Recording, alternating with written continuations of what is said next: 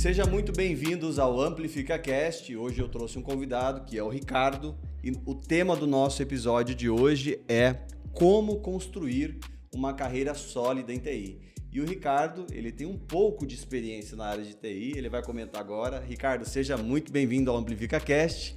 Pode se apresentar aí para as pessoas. Obrigado, Eric.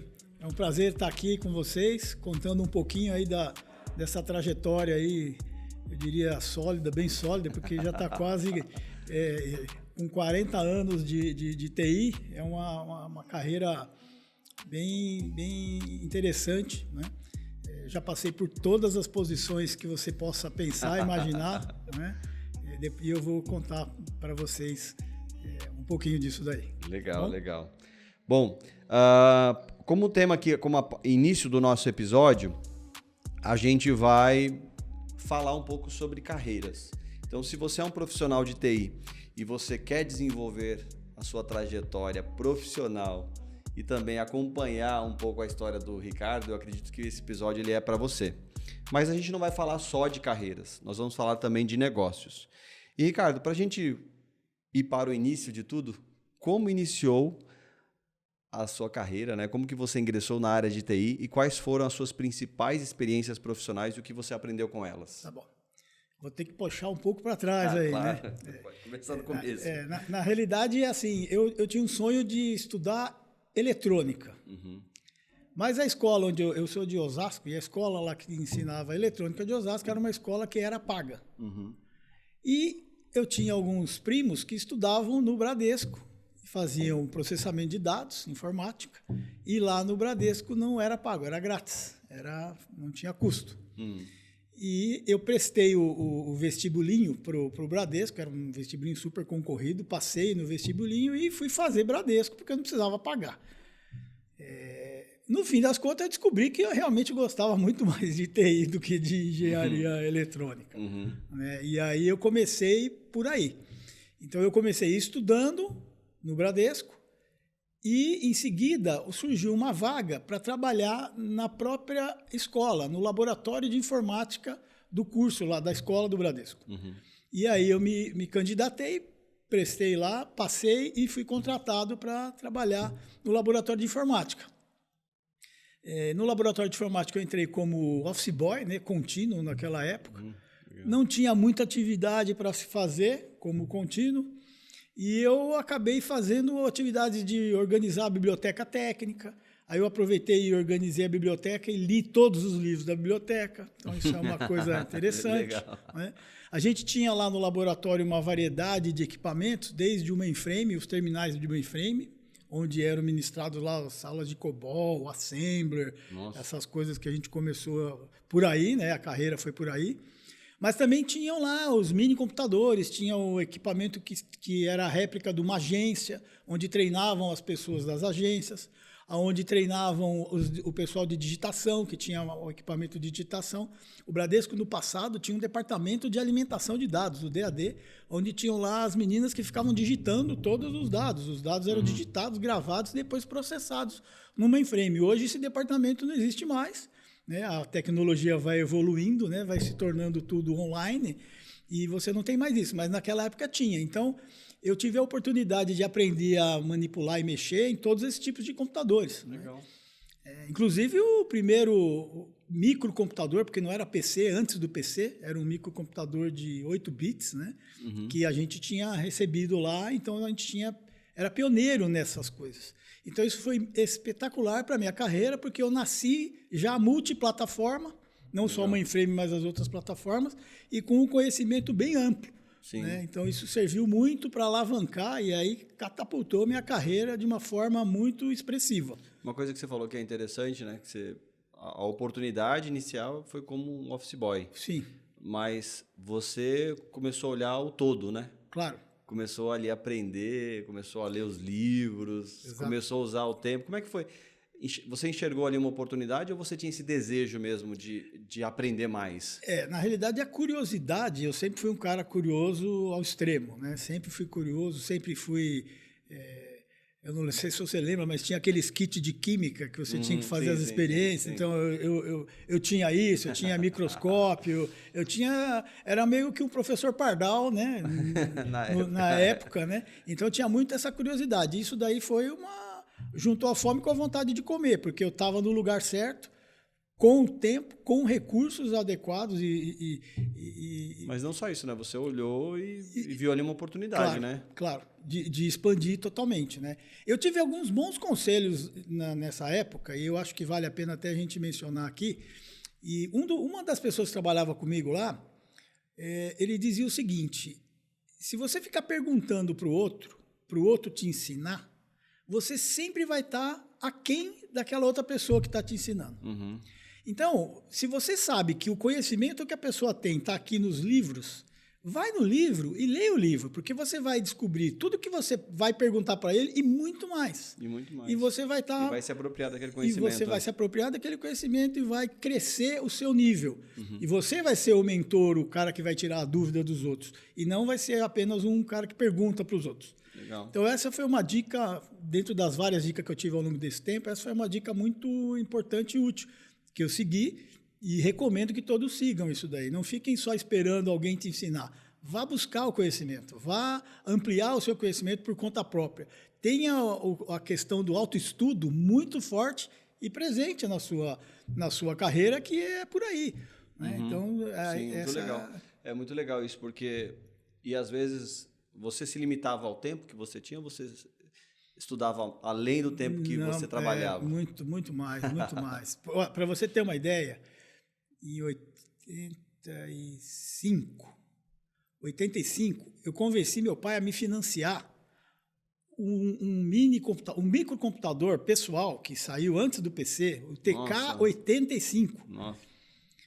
E aí meu pai me financiou o TK-85, porque eu ganhava pouco, eu era office boy, né? Sim, eu ganhava pouco, ele comprou e eu ia pagando para ele. E eu ficava o quê, bicho? Eu varava noites, Madrugadas, estudando e fuçando e programando e fazendo as coisas no TK-85. E eu lembro que um dos primeiros desafios que meu próprio pai me deu, que meu pai era meio jogador de carta, meio apostador, foi fazer um programa para desdobrar... loteria esportiva. Então, ele marcava lá N jogos e aí tinha que desdobrar os jogos. Né? Então, eu montei o meu primeiro programinha para fazer isso. Num TK, que era o gravador de cassete, que você gravava os dados. Então, E isso daí não era além da atividade da escola, do trabalho, eu ficava de noite, madrugada, sábado, domingo, fuçando nessas coisas. Legal, então, a dedicação e a curiosidade, né? Pois é. Mas não sempre, se limitar ao tempo ali. Mas sempre com prazer atrelado, porque não adianta você se matar ou de estudar ou de se dedicar. Algo que você goste, né? Tem que ser algo que você goste, senão não vale a pena. Uhum. Não adianta você se esforçar muito numa coisa que não te dá prazer. Então, você tem que ter o prazer. Até a dica, né, que o pessoal fala quando você vai aprender um novo idioma é que você procure ler coisas que você gosta, para não se enfadar ali. Pois né? Exatamente. Legal, muito bom. E ao longo a gente vai falar um pouco da sua trajetória como CIO, mas como que você enxergou ou como que você acompanhou as principais mudanças na área de tecnologia ao longo da sua carreira? Antigamente as áreas de tecnologia eram mais focadas na área de TI, né, em resolver, mas o tempo foi passando, cada vez mais foi se envolvendo com as áreas de negócio. Como que foi esse processo? O que você acompanhou de mudança desde quando você começou até hoje?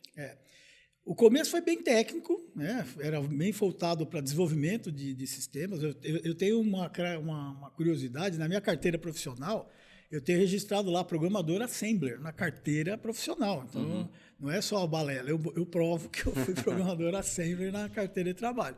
Então, a gente teve um começo muito técnico e esse começo técnico, rapidamente eu desenvolvi muito a carreira e tive uma ascensão de salarial muito alta e eu comecei a empreender, muito novo. Tá? Então, eu tive vários empreendimentos fora da TI. Eu já tive pista de skate, eu já tive loja de surf, eu já tive restaurante, eu já tive empresa de software. A gente, quando mais novo, a gente fez um sistema para administração de condomínios. Então, isso daí era extra o meu trabalho. Eu sempre trabalhando em alguma empresa grande e isso era extra para fazer a veia empreendedora para fluir. Depois a gente resolveu, por um outro tempo, nos anos 80 e final dos anos 80, a gente resolveu fazer um software para concorrer com uma empresa que estava nascendo e tendo muito sucesso naquela época, que se chama Oracle. A gente resolveu fazer um software para querer competir com a Oracle. Para você ver como a gente era ousado, né? Então, e a gente fez um banco de dados, nós construímos um banco de dados. Esse banco de dados depois acabou o funding, né? Porque precisa de muito investimento, recurso, e a gente não tinha. A gente parou o projeto, cada um pegou sua cópia. Mas esse projeto ele teve sobrevida. Teve alguns bancos aqui no Brasil que desenvolveram plataformas de middleware nas suas centrais de atendimento, e o nosso banco de dados estava lá no meio do stack tecnológico do banco. Então, era um banco de dados já que tinha funcionalidade em memória, que depois, isso daí foi aparecer depois de muito, muito tempo. A gente era pioneiro, o nosso banco de dados tinha essa característica, era de alta performance. Só que não teve investimento, a gente não conseguiu, a gente não tinha aqui a estrutura de um Vale do Silício com investidores, né? Então a gente acabou morrendo na praia, né, com esse software. Mas essa veia de desenvolvimento, de negócio, ela sempre foi uma constante. Mas você acha que essa veia de negócio ela nasceu a partir do momento que você começou a olhar e empreender em outras áreas? Na realidade, assim, quando você é desenvolvedor e você tem que desenvolver um sistema, por exemplo, eu fiz o sistema de orçamentação de obras da Camargo Corrêa. Tá? Um sistema de orçamentação de obras da Camargo Corrêa não é um sistema pequeno de orçamentação, né, de obra, é um sistema gigante, porque a obra não é uma pequena obra, é uma usina hidrelétrica, coisas gigantes. E isso daí faz você abrir a sua mente para questões de negócio que você acaba aprendendo. Cada negócio que você vai fazer um sistema para automatizar, se você não se envolve para entender como aquele negócio funciona, o sistema nunca vai ficar um sistema robusto, flexível e funcional. Né, funcional. Ele fica sempre quadradinho e faz só não, você tem que ampliar a sua mente para fazer as coisas ficarem maiores. E isso vai despertando em você o gosto pelo business, pelo negócio.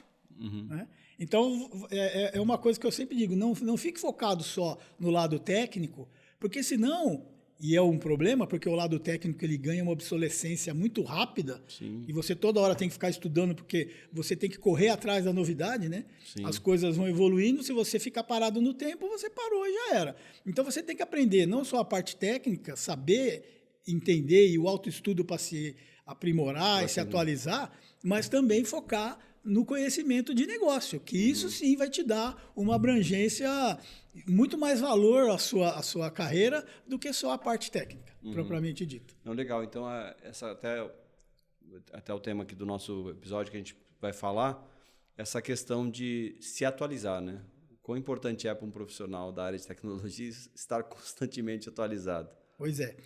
Voltando ao meu início e as minhas dicas que eu recebi no passado, que eu não esqueço até hoje, uma das pessoas que eu trabalhei, ele falava o seguinte: tem uma meta de aprender uma coisa nova por dia. Não precisa de mais, não precisa de duas, uma por dia. E eu tento manter isso até hoje. 40 anos depois, eu tento manter que todo dia eu aprender alguma coisa nova. Entendeu? Não que seja assim 100%, mas um determinado tema, um determinado assunto, um determinado conceito, todo dia eu busco uma coisa nova para aprender.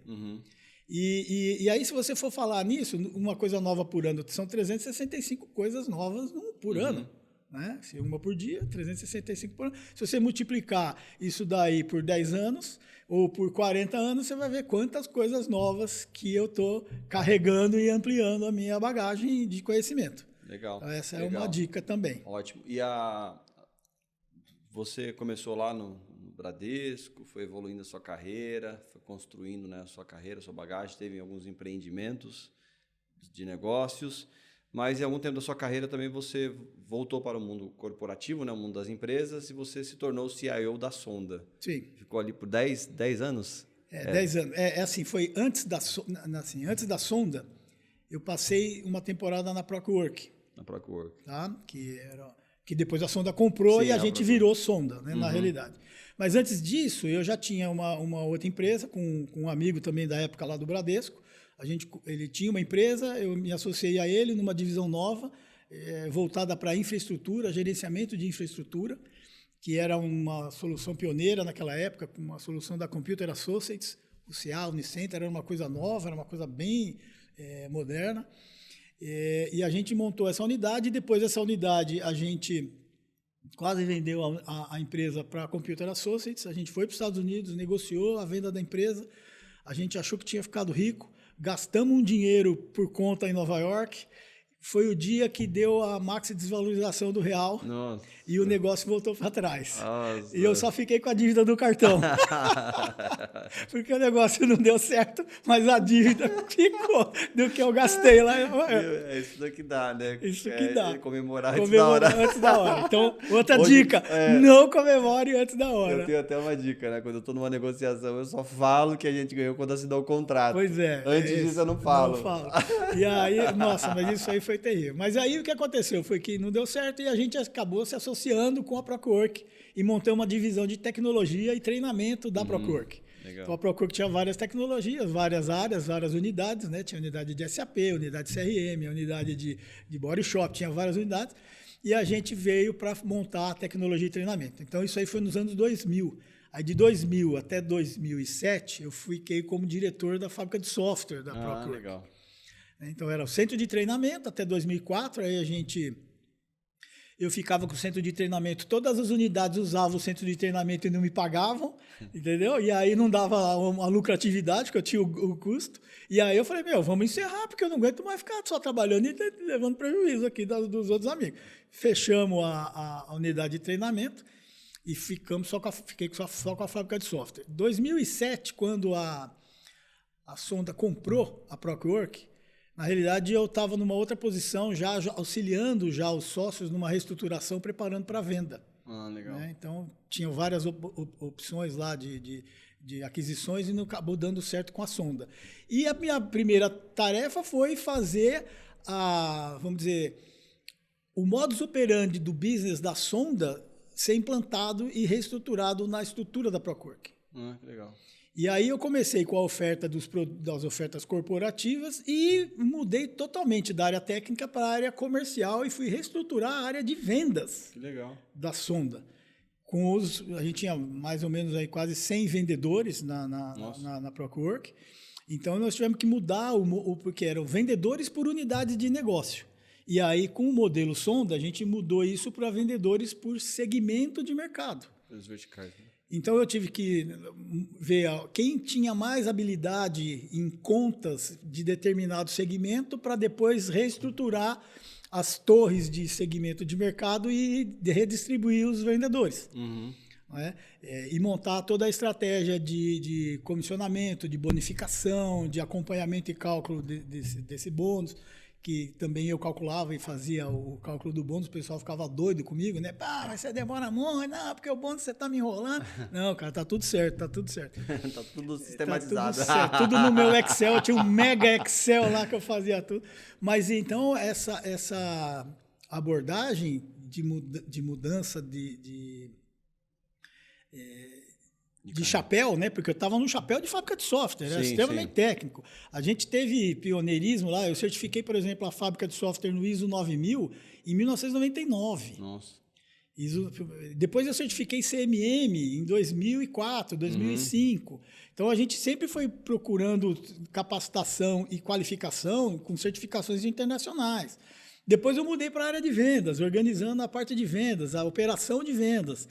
Depois disso, a Sonda começou a comprar mais empresas aqui no Brasil e comprou uma empresa grande lá de Brasília, que também era mais ou menos do mesmo porte. A gente tinha, ao nosso lado, faturava um pouco mais de 1 bilhão e pouco de reais por ano, e lá em Brasília faturava mais ou menos 1 bilhão e pouco também. Então, era um monstrinho de 2,4 bilhões por ano, com milhares e milhares de funcionários, e tinha que fazer a integração do back-office, tinha que fazer a integração dos sistemas, né? E aí o presidente na época, que é meu amigo até hoje, ele falou, você está muito folgado aí na área de vendas, você está muito tranquilo, calculando o bônus dos caras e tal. você vai virar o CIO para resolver todas essas buchas aqui de integração. Aí eu assumi como CIO, a minha bagagem técnica sempre foi, né? Técnica, e sempre fui executivo muito tempo. E aí peguei esse desafio de integrar as operações da sonda com a CTIS, que era a empresa que foi comprada lá de Brasília. Né? Então, nós tivemos vários desafios como CIO em 3, 4 anos lá, que eu tive que rebolar e trabalhar bastante lá para colocar. Legal. Por exemplo, os dois lados tinham o SAP. Uhum. Então, tinha o SAP do lado aqui da sonda, que era o SAP da ProCwork, que virou da sonda, e a CTS tinha um SAP. Eu tive que fazer o projeto para juntar esses dois SAP. Então, nós reimplementamos o SAP, fizemos o SAP do zero. Uhum. E isso daí foi um trabalho gigante, porque tinha coisas muito grandes dentro do SAP dos dois lados. Uhum. Então, teve esse desafio, teve o desafio da conectividade, porque eu tive que reestruturar toda a rede de comunicação, porque uma tinha uma rede enorme com um provedor de telecom e a outra tinha uma outra rede com outro provedor. Uhum. E nós tivemos que unificar isso daí, ampliar a banda, porque tivemos que fazer um upgrade tecnológico dessa rede. Então, esse também foi um grande desafio que a gente fez. Né? As certificações técnicas, porque acabava sendo, como CIO, era responsável por subcontratar as unidades especializadas da sonda. Por exemplo, o data center era uma unidade de negócio. Uhum. Mas a sonda usava internamente o data center próprio. Mas quem fazia a gestão dessa infraestrutura para o lado interno nosso era o CIO, que era eu. Então, eu contratava os outros diretores que eram meus pares. Uhum. Então, eu era cliente deles e cobrava internamente todo esse serviço que eu prestava para as unidades de negócio. Uhum. Então, isso daí a gente tinha que manter certificações de segurança, certificação da ISO 27000, que é bem complexa e bem exigente, né? Que tem a 1 e a 2, a básica e a avançada, e a gente implementou tudo isso. Então, sempre buscando as qualificações e... O desenvolvimento, como é que foi esse desenvolvimento da parte da sua capacidade de liderança, de liderar todas essas pessoas ao longo da sua trajetória como executivo? Olha, é assim, desde quando eu tinha a minha própria empresa, a empresa era pequena, a gente tinha 200 colaboradores, né? E eu não tinha um papel muito forte de liderança, porque eu era mais a parte de pré-venda, a parte de proposta, elaboração de propostas e soluções. Quando a gente assumiu o lado de tecnologia na ProCwork e a fábrica de software, a gente teve um primeiro vislumbre, de formar a mão de obra em Java. Java estava explodindo, estava começando a explodir nos anos 99, 2000, e a gente montou lá uma capacitação grande lá, começamos com 40 estagiários de Java, fizemos um mega processo lá, colocamos eles todos para aprender Java, então montamos uma equipe e a ideia era exportar para os Estados Unidos. Aí veio a torre gêmea, implodiu o mercado. Aí a gente teve que, não deu certo mandar eles para fora, e a gente teve que colocar eles aqui no mercado brasileiro. E aí aconteceu uma coisa interessante, né? Porque os jovens, de maneira geral, isso eu estou falando já há mais de 20 anos, né? Os jovens de 20 anos atrás já eram diferentes da minha época, porque eu brincava que tinha muitos borboletas lá, porque se você falasse um pouquinho mais duro, eu vou embora. Uhum. Então você tinha que aprender a lidar, até o desenvolvimento da liderança sobre um público diferente, de faixa etária diferente, de conhecimento diferente, e que estavam super procurados aqui no mercado brasileiro, ou seja, por qualquer coisa o cara ia embora e te abandonava. Uhum. Então você tinha obrigatoriamente que desenvolver as competências para liderar, manter essa turma motivada, manter essa turma trabalhando e produzindo. Sim. Né? Então isso daí eu não tive que fazer treinamento e curso, nada, isso aí foi na prática. Uhum. Né? Então foi a ferro e fogo tendo que desenvolver essas competências, essas habilidades para lidar com isso. Uhum. Né? Então isso por um lado, do lado técnico, e o outro lado é o lado dos clientes. Na época, 20 e poucos anos atrás, as metodologias de desenvolvimento, de gestão de projetos, desenvolvimento de sistemas, elas engatinhavam. Hoje elas estão muito mais avançadas. Naquela época a gente era pioneiro. A gente tinha que inventar as coisas meio que na mão. tinha que pegar os livros, tudo, que só tinha livro em inglês, né? Pegar os livros lá e olhar e falar, meu, como é que eu vou fazer? Então, o modelo CMM, por exemplo, ajudou muito, só que aquilo lá era um negócio para a NASA. E aí não cabia esse modelo na nossa realidade. Então, a gente tinha que ser criativo, pegar algumas coisas boas para você montar o processo, para você gerenciar.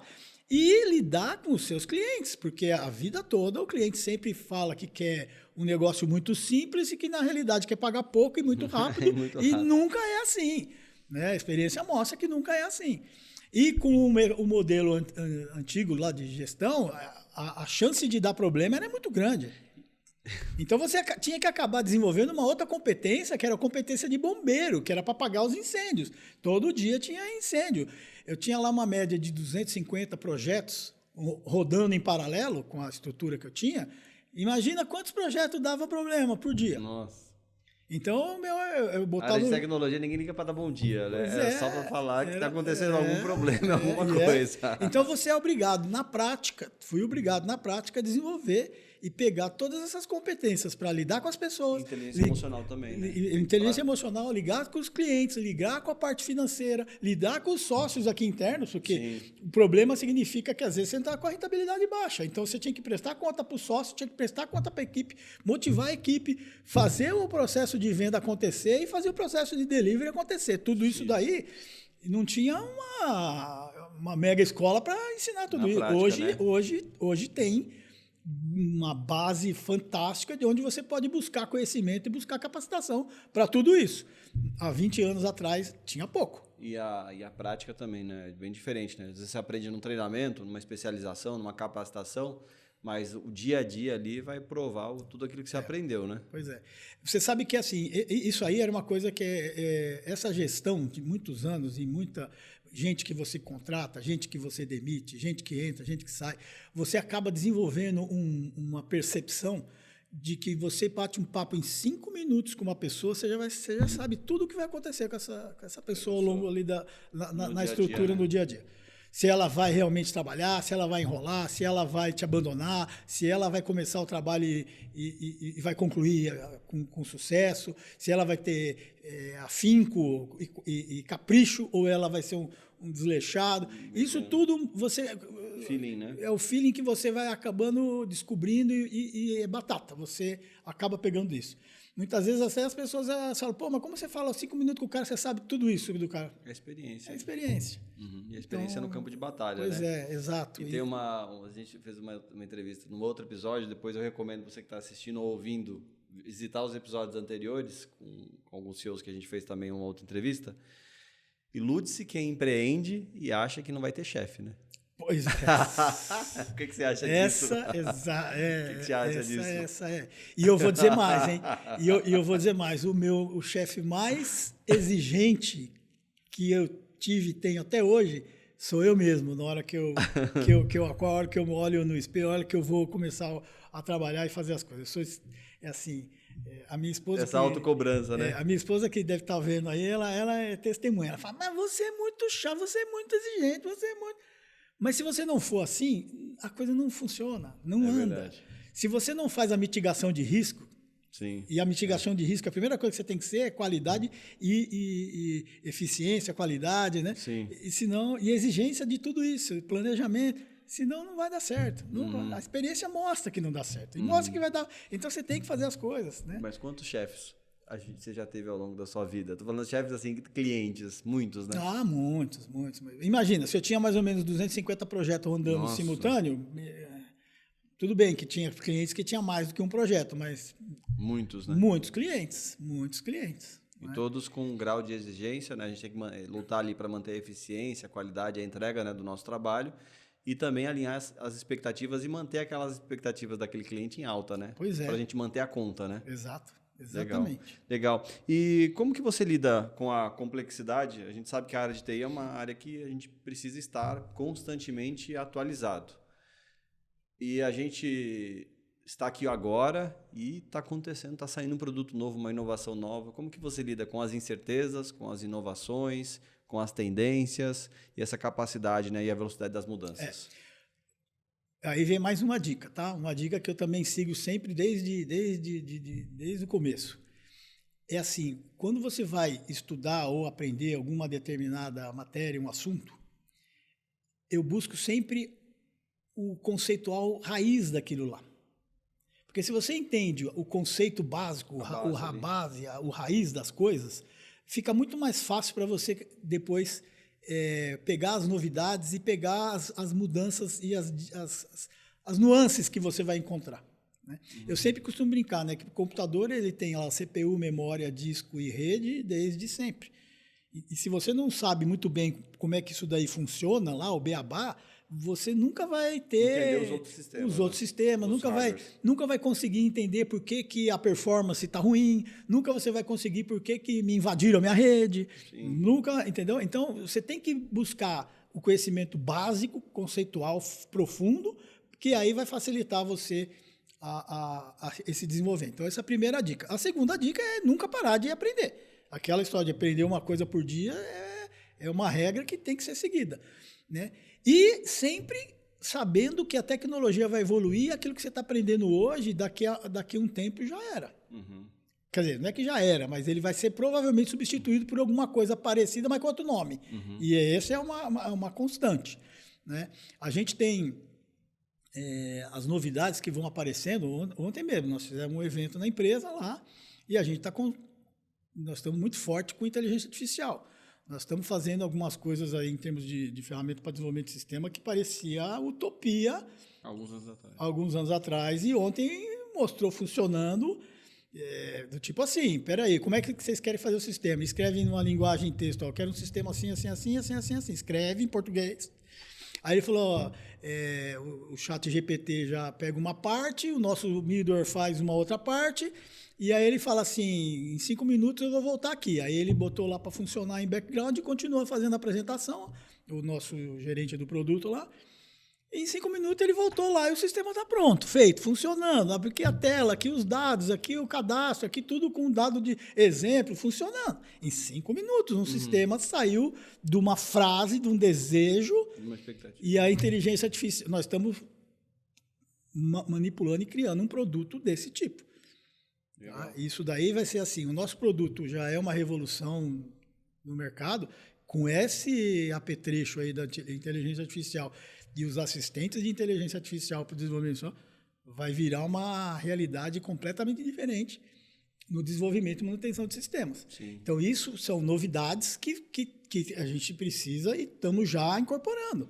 E, Ricardo, eu participei de um evento ontem do Startse, quem não conhece, startse.com, e o evento era sobre um workshop sobre organizações infinitas. E uma das coisas que o CEO lá e os sócios da Startse comentaram é que as organizações elas precisam estar prontas para morrer todos os dias. Porque todos os dias elas vão precisar se reinventar. E uma coisa interessante que eles comentaram lá também, que a própria empresa, o Startse, eles formaram todos os colaboradores, os 200 colaboradores que eles têm, desde o CEO até a secretária, em inteligência artificial, para que aumentassem a produtividade daquele time. Então você vê aí, né, que hoje a gente está utilizando a inteligência artificial, né, em algumas coisas, já está usando aí nos seus produtos e tudo mais, mas esse mindset, né, de inovação, de crescimento, né, de aprendizagem, de aumentar a nossa produtividade tem que estar em toda a organização. Claro. Né? Tá. E as ferramentas de produtividade, a Microsoft está se dando muito bem nisso e fazendo coisas fantásticas. Né? Hoje você faz lá uma reunião, coloca lá o assistente para ficar ouvindo a reunião, e ele já faz a ata, já faz tudo. Quer dizer, é algo muito, muito bacana isso daí. E o Google está ficando para trás com esse negócio da inteligência artificial. Mas essa é uma eterna briga, né? Porque hora um desponta, daqui a pouco o outro vai, aí vai. Né? Às vezes um vai e bate a cara no muro, aí o outro se aproveita. Mas é uma coisa que faz parte. E eu já vi isso daí acontecer várias vezes. Né? Quando eu falei, por exemplo, que eu montei a minha empresa há mais de 20 anos atrás, né? com a Computer Associates, eu tinha lá dentro do ferramental de gestão de infraestrutura de rede, tinha o Nugent, que era agentes neurais para fazer a parte de monitoramento da infraestrutura, com um módulo de inteligência artificial. Isso lá... inteligência artificial, 70 anos atrás, né, que surgiu, né? Pois é. Mas agora a gente está tendo esse momento de ruptura de ser popularizado, né? Pois é. Uma coisa que a gente fala de inteligência artificial, na empresa que eu trabalho, a gente tem lá o produto, que é o nome da empresa, e ele tem mais de 30 anos de mercado. E é uma ferramenta para geração de código baseado em inteligência artificial para geração de código, isso há 30 anos atrás. Sim. Então, não é um conceito novo. E aí é uma coisa que sobe, daqui a pouco baixa, daqui a pouco sobe. Tem coisas que elas vão e voltam em termos de tendência tecnológica. A inteligência artificial é uma. A parte de segurança também, hora sobe, aí hora desce. Aí alguém invade alguém, aí sobe de novo. Aí começa a ter muito custo, aí baixa. E assim vai. Sim. Né? Então, tem coisas que vão subindo nas suas ondas aí... E que são importantes, que você nunca vai conseguir ficar sem eles de maneira definitiva, né? Legal, muito bom. E quais são as principais tendências, inovações, além, a gente comentou aqui da inteligência artificial, que você vê na área de tecnologia para o futuro, né? Como que você enxerga isso? Olha, a gente, ontem mesmo a gente estava discutindo sobre isso. Um ponto é a inteligência artificial, que vai ter uma ampla gama de aplicabilidade aí, né? Tem uma outra coisa que a gente... que também nós estamos pioneiros nisso, é a questão de super apps. O super app é um conceito, vamos dizer, relativamente novo no Ocidente, mas lá na China, lá com o WeChat, é um conceito super tradicional, onde o cara usa lá o WeChat para tudo. Sim. Então, o WeChat é o super app e tem as milhões e milhares de mini apps que entram no mesmo ambiente para fazer alguma determinada função. Então, isso é uma tendência, o Gartner Group já detectou isso daí também para agora, para esses próximos anos. A gente já está com projetos de super apps em pré-produção, não aqui no Brasil, mas fora, já com bancos isso depois deve vir para o Brasil também, porque inclusive o banco também está aqui no Brasil, né? Mas o projeto não está aqui no Brasil ainda, onde tem... O aplicativo do banco vai ter a integração de mini apps que vão integrar lá para diversas aplicações. Comprar cinema, ticket de show, uma compra, sei lá. Tem milhares de aplicações que você pode colocar. E essa interação ela é muito interessante porque ela permite que uma única aplicação ela renderize as mini aplicações sem você precisar ficar atualizando ela na loja, na Store da Apple ou da Google. Chama ali, a ação já... Ela é dinâmica. Então, isso dá uma flexibilidade grande e um poder de funcionalidade, de atratividade de pessoas para dentro da Super App, que é uma tendência grande que vai acontecer para os próximos tempos aí. Legal. Tá? Então, esse é um... Muito legal. Muito legal. E quando a gente fala de tecnologias que mais chamam a atenção, né? Quando a gente pensa também em inteligências artificiais, você quer comentar um pouco aí de softwares low code? Sim. Quanto isso facilita também no dia a dia das organizações, no desenvolvimento de software? Eu sou meio suspeito porque a nossa plataforma é uma das que eu amo muito, porque eu sou fã da plataforma. Eu sempre trabalho naquilo que eu gosto. Né? Então, hoje eu tenho uma posição na empresa, eu já fui parceiro dessa mesma empresa há 20 anos atrás, lá na época da Procwork, que eu era dono da fábrica de software. Perdão. E já usava a tecnologia da Genexus como parceiro na fábrica de software. Depois eu parei com a fábrica de software, fui para as outras atividades e agora vou sair da Sony e vim para a Genexus, que é um ambiente que me apaixona muito. A nossa plataforma, que já não é nova, ela tem mais de 30 anos, não é? Ela sempre evoluindo, porque o mercado tecnológico evolui, e a plataforma ela é obrigada a evoluir antes do resto do mercado, porque a gente precisa estar sempre atualizado. Sim. Então, a Microsoft lançou o .NET novo dela, o framework novo lá, o Core. Nós fomos um dos pioneiros a disponibilizar a geração de código em .NET Core no mundo, com a nossa plataforma. Então, o Java novo, nós já estamos lá com o Java novo. Sai uma especificação nova da Apple, a gente gera aplicação para celular, então nós temos que estar atualizado. Né? Tem as nuvens, aí as nuvens têm 1 milhão de coisas novas nas nuvens, a gente também está atualizado. Então, não para, é assim, é impressionante. Ontem o nosso gerente de produto, no nosso evento, ficou falando lá 40 minutos só de novidades que estão no forno saindo na versão nova. Então, sistemática de você estar se atualizando ela é constante em todo momento. O low-code, ele serve justamente para isso. Aonde você terceiriza com a plataforma de low-code, que ela tem obrigação de estar atualizada sempre, e você não precisa estar no mesmo ritmo de atualização. Entendeu? Porque a plataforma vai te dar a atualização de mão beijada. Ah, sim. Entendeu? Essa é o grande ganho do low-code. A gente diz que a nossa plataforma, ela dá juventude eterna para o teu código. Ah, legal. Porque a gente gera um código sem precisar fonte. ficar atualizando o código, né? Que eu acho Na realidade, a gente atualiza a plataforma. o core lá. A plataforma, você regera o teu sistema e o teu sistema está com o código mais moderno que tem. Legal. Então, e sem você necessariamente precisar ter aprendido ou se atualizado para saber usar as novidades tecnológicas que estão embutidas dentro do que a gente gera. Então, essa estratégia que a gente chama de low-code enterprise, né, que é para aplicações de missão crítica, robustas, com performance, com segurança, que é diferente do no-code. Né? O no-code ele é feito para outra coisa. O no-code ele serve para o citizen developer, que é o cara que não tem conhecimento de desenvolvimento, poder fazer alguns sistemas simples. Sim, integrações, coisas. Algumas integrações, alguns sistemas simples. Ao invés dele fazer com Excel, ele vai fazer com uma telinha lá e a plataforma vai ajudar a falar isso.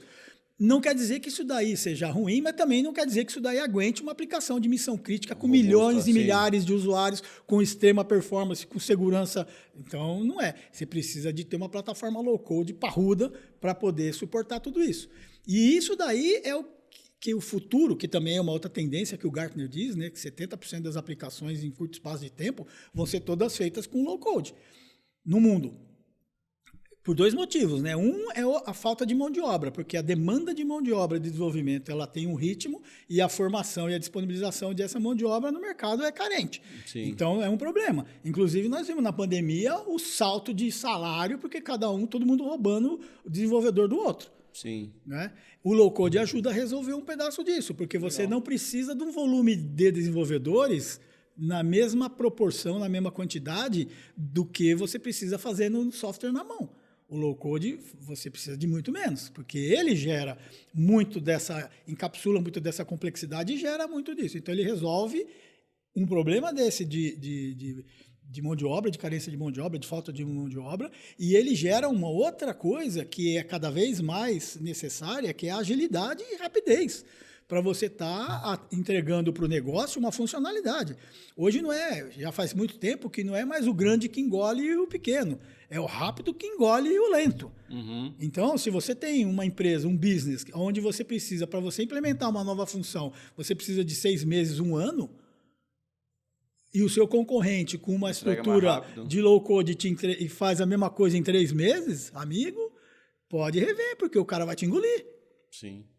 Então, o low-code ele vai resolver essa lacuna de cada vez ser mais rápido, mais agilidade, mais entrega, mais criatividade, mais integração. As empresas precisam inovar rápido, né? E esperar, às vezes, sei lá quanto tempo para lançar uma nova funcionalidade acaba desacelerando o time to market. Pois é, a gente acaba dizendo assim, né? Um modelo tradicional, onde o cara vai lá, ele faz os storyboards, faz aqueles mockups com design, pega um cara que não é de desenvolvimento, mas ele faz o desenho lá, o arcabouço, o rascunho da sua aplicação, como é que vai ficar a tela, blá, blá. E aí você começa a olhar aquilo no papel, e aí você às vezes acha que aquilo está correto, e o cara do negócio olha e fala, não, acho que ele imagina que aquilo vai funcionar de um jeito, e ele está vendo de um jeito. O cara que fez o desenho está vendo do outro jeito. Aí ele entrega isso daí para um programador que vai desenvolver com uma terceira visão e depois de um tempo ele vai ver o produto funcionando e fala, puta, não é nada disso que eu queria. Numa abordagem low-code, que você faz isso daí na hora com o cara, você vai estar falando com a pessoa, com o cara do negócio, e vai colocando as regras de negócio dentro da ferramenta, e você não precisa de fazer nada disso. Você aperta um botão e gera o sistema, o cara olha na hora o sistema funcionando. E na hora ele consegue dizer se isso daí é o que ele quer ou o que ele não quer. Então, se você for pensar, só nesse pequeno exemplo que eu falei, o tamanho da agilidade que você conseguiu versus o modelo tradicional é aquilo que vai começar cada vez mais dar diferença entre a empresa rápida e a empresa lenta. O processo de desenvolvimento ágil e rápido processo tradicional. E aí, até pegando esse gancho do rápido que engole o lento e trazendo isso para a carreira profissional, para as pessoas, é importante o profissional de tecnologia ele entender que o mercado é rápido e dinâmico. E ele precisa também ser rápido para se adaptar, seja o low code, seja a inteligência artificial. Então, trazendo esse paralelo, né, de tudo que a gente falou aqui, de tendências, de low code, de rapidez, de agilidade, quais são as dicas que você pode dar para quem quer seguir uma carreira de tecnologia? Pois é, isso é assim, né? De novo, né? Tem coisas básicas que não tem jeito, você tem que conhecer. Tem que aprender. Você tem que aprender. Então, o cara hoje, um desenvolvedor, se ele não conhece, por exemplo, minimamente um HTML, um CSS, se ele não souber para que serve essas coisas, dificilmente ele vai conseguir andar na vida. Uhum. Né? Então, ele tem que saber. Ele não precisa ser um especialista. Ele não precisa ser um cara super profundo nisso, conhecer todos os frameworks de CSS do momento, porque a plataforma low-code vai facilitar a vida dele nisso. Mas se ele não tiver essa base mínima, ele não consegue se estender a coisa que às vezes ele precisa fazer no low-code. Às vezes o low-code faz uma coisa de um jeito que ele quer mudar. Então, se ele não sabe como fazer isso no modelo, então ele também vai... Então, ele tem que ter o conhecimento básico, ele tem que ter essa abordagem para poder tirar... Hoje nós temos uma questão de preconceito, porque você tem os desenvolvedores tradicionais que acabam tendo preconceito contra as plataformas de low-code, porque eles falam, vou perder meu emprego, vou perder meu poder. E agora a inteligência artificial. Então, pois é a mesma coisa. Então, a pessoa tem que parar com essa história de ter o preconceito e ela tem que olhar aquilo como uma oportunidade para ele se diferenciar. Porque se ele tem um conhecimento básico bom de fazer as coisas ele mesmo na mão e agora ele tem um canhão aqui do lado que é o low-code para fazer muito mais rápido e muito melhor, e se precisar fazer alguma intervenção, ele sabe fazer a intervenção, ele vai produzir muito mais em muito menos tempo. Mais eficiente. Então, ele vai se tornar muito mais valorizado, né, e procurado no mercado, porque ele vai poder, inclusive, cair para um lado mais de business, onde ele vai fazer uma diferença real. Sim. Né? Porque ele vai ter a visão business e a visão técnica. Então, esse cara, o meu conselho é esse, é seguir por esse caminho duplo. E tira o preconceito, vai para esse caminho, porque ele é uma tendência que não tem volta.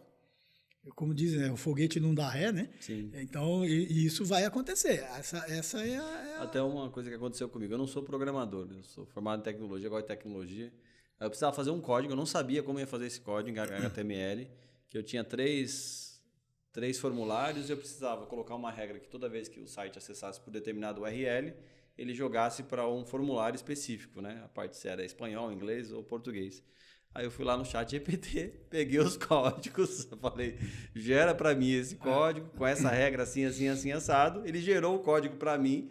Eu confesso que eu li o código lá, eu não entendo muita coisa de código, porque eu não sou programador. Até fiz um curso de Visual Basic muitos anos atrás. Ixi, bastante tempo atrás. O gratuito que eu ganhei também. Aí eu coloquei lá no site e funcionou.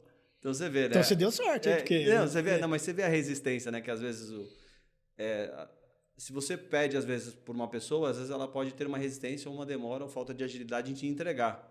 E o profissional ele tem que estar preparado também para se adaptar, entender as exigências de negócio e, às vezes, não ficar preso a coisas, né? Sim. Eu sou tradicional, então eu não vou fazer mais eu não vou me envolver com low-code, não vou me envolver com essa tecnologia. Mas ele tem que estar aberto, né? Aberto para poder expandir os seus horizontes e entender que o profissional de sucesso é aquele que atende a expectativa do negócio. Não é aquele que atende a sua própria expectativa, né? Exatamente. Ele tem que fazer isso, inclusive, para ser o diferencial dele. Sim. Ele tem que se destacar na multidão. Uhum. Aí a multidão ela tem uma tendência a seguir, segue o líder, né? Fica como cordeirinhos ali. E aí o cara que se destaca desse, ele vai e vai dominar toda a parte que ele puder dominar. Legal. Muito bom. E para a gente... Estamos chegando ao fim do nosso episódio. Você pode compartilhar uma curiosidade, por exemplo, quais são os seus principais erros e acertos que você já cometeu ao longo da sua carreira que hoje você faria diferente? Ou poderia ter ou fez diferente em algum momento você? Olha, em termos de De acerto, eu acho que tem vários, que são essas várias dicas que eu tive. Tem uma curiosidade que eu acho que é recomendável a gente contar para todo mundo, que é assim, né? Eu tive um dos conselhos na parte inicial da minha carreira, que era assim, dedique-se totalmente à sua parte técnica, seja um especialista no que você faz, mas se dedique também a algum hobby diametralmente oposto. Né? Então, eu segui isso daí. Né? Hoje eu tenho alguns hobbies. Eu tenho um hobby lá de mixagem e masterização. Lá eu tenho minha Digital Audio Workstation, onde eu faço mixagem, essas coisas, produção musical. Legal. Eu tenho a biblioteca de instrumentos que eu pego e você toca algum instrumento também? Isso, né? e eu também toco violino. Então, eu às vezes faço uma produção, eu gravo a parte do violino, mas o piano eu pego uma parte MIDI, que é uma notação de música, coloco no software, ativo um instrumento virtual, que eu tenho lá mais de 100 tipos de piano lá, ponho um piano, e aí eu coloco o piano para tocar e a minha gravação, junto a isso, mixa e faz a edição e está pronto uma produção musical. Então, eu faço isso como hobby. Isso daí ajuda você a desestressar também, que é uma coisa importante. Sair um pouco, né? Sair disso daí, olhar o mundo com outra visão e se desestressar. Então, esse é um conselho que é o acerto, é o que eu recomendo a fazer. E a outra coisa que eu não recomendo de maneira nenhuma a fazer é você ficar trancado no seu paradigma eterno. Tá? Então, porque às vezes você fez uma coisa de um jeito que deu certo e você fala assim, só esse jeito vai dar certo. Não, tem que experimentar. Né? Então, às vezes tem coisa que eu sou meio teimoso. Tem coisa que a gente acredita por convicção, pela experiência, que acredita que ele vai dar certo. Né? Não é que a gente é teimoso, às vezes acredita que ele vai dar certo pela experiência. Pois é, e às vezes você não abre um pouco a possibilidade de analisar a coisa por um outro ângulo. Sim. Então, eu acho que esse é uma coisa para se evitar. Ou seja, não abrir a possibilidade de olhar as coisas por um outro ângulo é um erro que eu não cometeria. Assim, que eu procuro não cometer. Não quer dizer que eu não continue cometendo, mas... E até uma coisa do aprendizado do evento que eu fui, falou sobre liderança, né? Que os líderes de organizações, eles estão sempre habituados a ter certezas. Então, se tem um problema na organização, aquele líder vai lá e responde por aquele problema, às vezes dando uma certeza de uma solução. Mas no mundo de hoje, né, que a gente vive essas tecnologias, tudo surgindo novo e tal, a gente acaba não tendo muita certeza, né? Do que está acontecendo, né? Então, acho que se ficar preso a essas convicções e esses paradigmas, você acaba não aprendendo uma coisa nova que está surgindo, né? E uma outra coisa também que é assim, você às vezes achar que você está num ponto de conforto e seguro e você não está. Não está. Tá? Eu tenho minha estrutura em home office, eu trabalho muito em home office, né? E lá em casa eu tenho uma estrutura parruda, eu tenho links duplicados de internet, eu tenho um roteador de load balance. Faz load balance em casa? Faço load balance em casa. Eu tenho uma UTM de segurança em casa. Montou um data center lá, tem um NOC lá só. E é impressionante, porque eu olho o log do meu UTM, lá do meu firewall, e aí de vez em quando eu vejo lá os pacotes que ele está bloqueando e eu vou ver de onde vem o pacote. Cara, é inacreditável a quantidade de gente tentando invadir minha casa lá de cada lugar do mundo. Inacreditável. E eu estou vendo isso. Agora, tem gente que tem a estrutura e não tem isso na sua casa. E está achando que está bem. E não está bem. Porque esses caras estão bombardeando todo mundo, todas as casas. Não, os caras estão usando técnica de phishing agora com o chat GPT. Pois é. Então, se você não tiver... Se você estiver numa zona de conforto e achar que você está bem, esse é um erro que você tem que evitar. Não pode achar que está bem. Você tem que estar questionando, tem que estar olhando as coisas pelo outro prisma e falar, os caras estão me invadindo. Exemplo, né? Estão me invadindo aqui. Não, em casa eu bloqueei. Inclusive, eu faço uns testes. Isso para tudo, né? Nos negócios, não só, né? Não só na questão da infraestrutura, mas na questão de negócios também, né? Pessoal também, né? Eu acho que de sair da zona de conforto até nos obriga a se atualizar mais também, né? Pois é. Porque você tem que obrigatoriamente conhecer as outras alternativas, né? Que aí você fala, mas... Legal, muito bom. Tá? Pessoal, estamos chegando ao fim do nosso episódio. Ricardo, muito obrigado pela sua participação. Foi um prazer ter você conosco. Eu vou deixar nos comentários as redes sociais do Ricardo, o LinkedIn, da empresa dele também, se você quiser ter mais alguma informação, tirar alguma dúvida. Ricardo, pode fazer o seu encerramento, agradecer a audiência. Tá bom. Eu agradeço imensamente a oportunidade. Eu acho que a coisa mais gostosa quando a gente chega em um determinado ponto de evolução da carreira, como é o meu caso agora, que esse ano eu completo 40 anos de TI, é a gente poder fazer esse tipo de trabalho, de abordagem, de ver o passado, olhar o que deu certo e tentar colaborar com as pessoas, né, com dicas, com algumas orientações aí de coisas que a gente viu na prática e na vida, o que dá certo e o que não dá certo, e isso poder influenciar positivamente na carreira das outras pessoas. Eu fico extremamente honrado e agradecido em poder contribuir com quem estiver ouvindo aí. Legal, muito tá bom. Obrigado, Ricardo. Esse é o Amplifica Cast.